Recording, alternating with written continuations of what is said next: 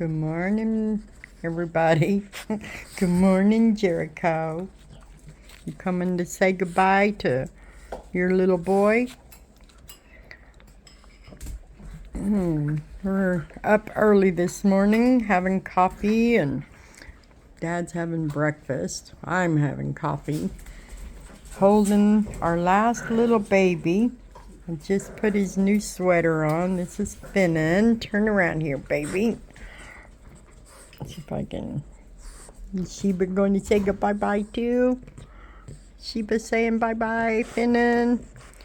We're going to be driving to Tulsa in a little while to hand him off to his family. He just got his new sweater put on. His mom wanted purple, which is fitting for a little lilac puppy, I think. Purple looks pretty good. Turn around here. Turn around here, gorgeous. I want to see you. Good morning. Good morning, baby. How is that little boy? Let's put you down in the floor and see if you can walk in that pretty sweater. All right, you guys back off. Come on. Come on, baby. Hey, don't maul him. Come on, baby. Come on, Finnon. Hey, you guys. He's doing good. He's the last of Delilah's babies that we have. Come on, sugar baby. Come on. Last night he slept with his mama for a little while. I was up really late, and the problem with not being in his playpen is he's used to getting to go potty and get a drink of water through the night. So a couple hours with Mom in the crate, he was good, but then he needed up, so I put him in his playpen. He took care of business, but then he wanted back with somebody else, anybody else. So I put him in with Chloe in the big crate there, and he did good. He slept with her all night long, just snug as a little bug. Oh, they all see his sweater. That's what's going on here. Hey, girls. What? That's what we don't do, Chloe. I better take that off of him before they pull him around the floor in it. You poor little dang. Anyway, we wanted to get one more video with the last baby before we head out and hand him off. We're still watching Sheba, counting down the days till we get to have an ultrasound and check her for to be able to confirm pregnancy. And the rest of my pack are just, this is their normal let's go crazy every morning routine. I give my dogs a beef bones that I buy from Harp's grocery store. They usually have a little bit of meat and some bone marrow in the middle, and they all got one yesterday, and now they just play with the bones and continue to chew on them for days until I pick them up and throw them away, because they can never chew those bones up. They're just a solid beef shank that the butcher keeps, and they slice them for me so they're small size that these guys can handle. Chloe got her one. They make great toys after they get to chew the meat and bone marrow off. I always, when I give them mine, because I have 6 dogs, I put them in their crates with their bone. Each one gets one. I keep them in the freezer, and I thaw them out in the sink for just a minute, and then give them to them in their crate. Because as good as my dogs are, they're still dogs, and they will still get very, very possessive over a bone, especially a raw meat bone. So they go in a crate when they get a bone, and once they've chewed it up and gotten all of the raw meat, and it's not a lot of raw meat. It's not enough raw meat to do anything to their stomachs, but it's enough that's good for them. Will you take his sweater off so he can get on the floor? But my dogs love them, and I've used them for years. I think they're the better chew toy than any of the chew sticks or treats that you can get, which I use a lot of them too, but I like the beef bones better than anything. And it's just a bone that the butcher, they're very thick, and I just like them. I tell all my new puppy owners about it, and then they can choose if they want to give them to them. But I'll even show you what they look like from the butcher. I keep them in the freezer, but I bring them home after they slice them, and I just put them in a Ziploc, and I keep them in the freezer. So you can see they have the bone marrow and just a little bit of raw meat on the outside of the bones here. And I've tried some all raw meat for my dogs. I'm not a fan.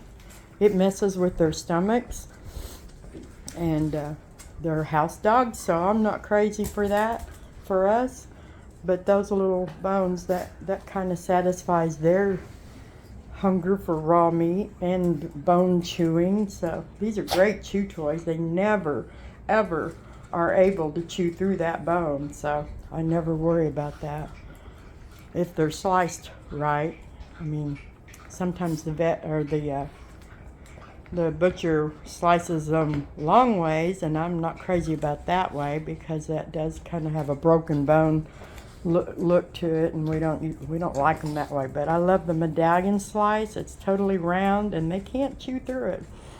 So I have 6 dogs, and there will be 6 bones laying around the floor for a while and I don't give them every day. I don't give them very often. I teach crochet classes, so sometimes if I'm having a class here and I'm putting the pack in their crates, I'll give them a bone to chew on. It'll take a couple hours to chew the bone down to where they are right now, and that keeps them occupied while I'm having a class. My classes are usually 2 hours long, so those bones are great for that.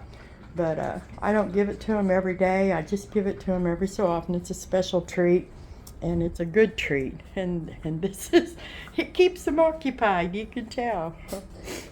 And I know, yeah, everything in our house is for the dogs, including our furniture.